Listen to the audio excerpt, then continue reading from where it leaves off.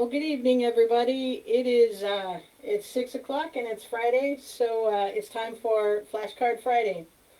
And since we finished up with the minor prophets, I thought we'd do something a little bit fun tonight. And we're going to do a concept called the emphasis differential. And basically, what that means is you can take just about any verse in the Bible, and the word that you put the most emphasis on will kind of guide what that verse actually means. Now, it doesn't change the context. That's a big thing to remember. You don't ever want to change the context of what's happening in here. But sometimes, when you hear the words the Bible is alive. Well, a lot of times what happens is God will put an emphasis on a different word in a verse, and all of a sudden it makes a lot more sense, to you. Now, when I was talking to Pastor Chad about this, he loves John 3:16. He loves to do this particular thing with that verse, and don't get me wrong, that one's fun. But my favorite is Mark 9 verse 16. And again, it's just one that you can really have a lot of fun with, but you can also learn a lot about yourself with regards to this verse.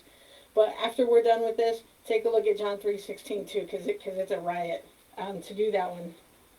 But to kind of set the context before we dive into this, in Mark 9, Jesus has just taken Peter, James, and John up to the Mount of Transfiguration. And he's transfigured before them.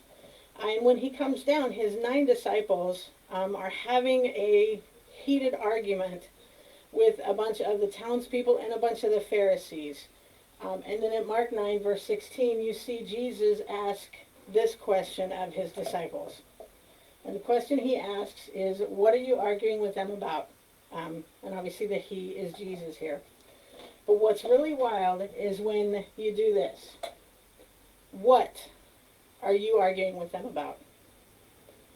So when you think about it, there are a lot of things in this world that we can argue, with somebody about, that we can kind of plant our flag, to just say, I'm not going to bend in this one. I know early on in our marriage, my husband and I had a discussion about the toothpaste and where you press. Do you press from the end or do you press from the middle?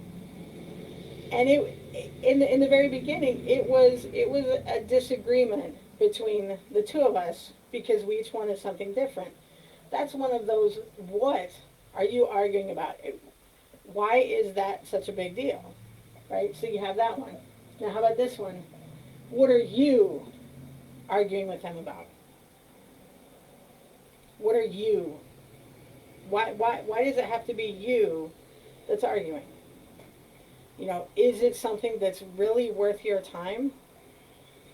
Is it something that you should be arguing about?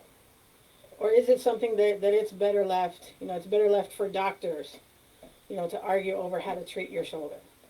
Is it really you that should be arguing? What are you arguing with them about? We have a lot of day-to-day conversations with people. It could be somebody at work, it could be somebody on the phone.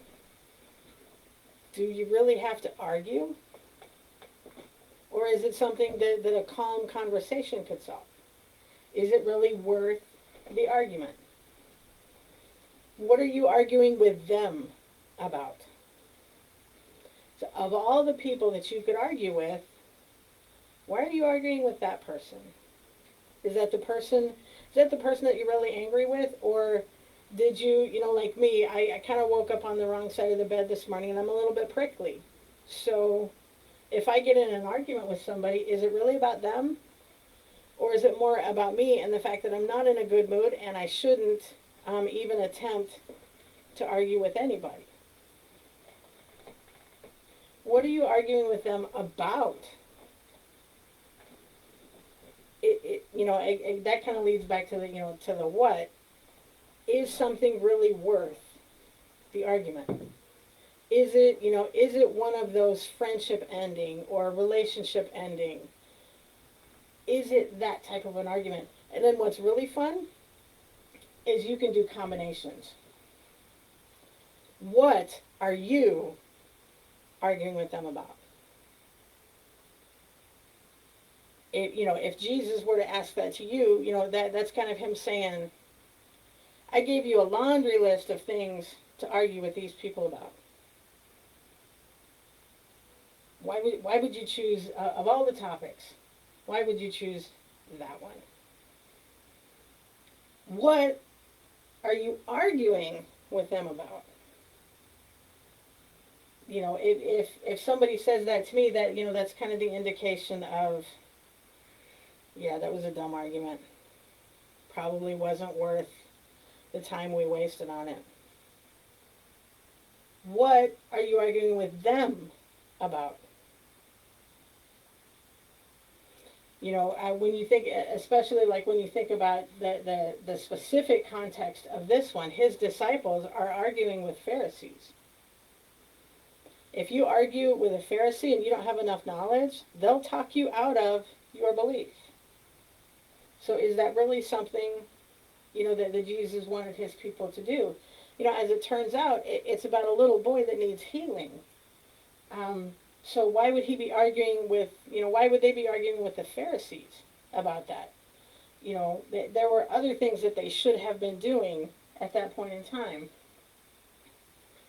What are you arguing with them about? So I've wrestled with this one and wrestled with this one, trying to come up with a different scenario. But it's the silly season. It's the political season. You have Republicans and you have Democrats and you have independents and you have all of these, but the two primary ones are Republican and Democrat. If you're far left or if you're far right, you're not going to change each other's mind. So what are you arguing with them about? It's a pointless argument. You have your belief, they have their belief. Agree to disagree. That's not a bad thing. What are you arguing with them about? Or actually, what are you arguing with them about? Again, is it worth the argument? And there are things in this world and on this planet that are worth arguing about. They're worth standing your ground, to say, you're not going to treat my daughter like that. You're not going to treat my husband like that. You're not going to say that about my family. There are different things in this world that you can say, yeah, I'm going to hold firm to that, and nobody's going to talk about my brother that way. That's understandable. But if you want to argue over the color of the carpet, is the color of the carpet worth your marriage? Is the fact that your husband prefers to push the toothpaste tube in the middle, is that worth an argument? He's in the other room chuckling at me right now. I'm going to pay for that one later. But that's okay. Because in the beginning, I would have said, yeah, that's worth fighting over it. Now, that's one of the dumbest arguments we ever had. I'm sure he could come up with some dumber ones that we've had. But, that was the one that just kind of jumped out and said, what are you arguing over that for? So, again, the emphasis that you put on the different words, it'll kind of help you look at Scripture a little differently. It'll let you take more out of it. And trust me, it brings out some beautiful gems that are just kind of tucked in there somewhere. And it's a lot of fun. I would actually, I'm going to throw this out there. Okay, I told you Pastor Chad's favorite one is John 3:16. My favorite one is Mark 9:16. What's your favorite one?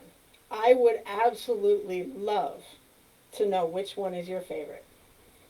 But I want to thank you guys for hanging out with me, and I look forward to seeing you guys on Sunday. This is Communion Sunday, so I hope to see lots of you there. If you're still, doing the online thing, that is totally okay.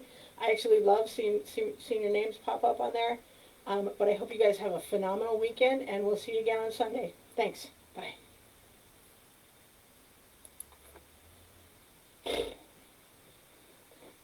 $10, 30 seconds.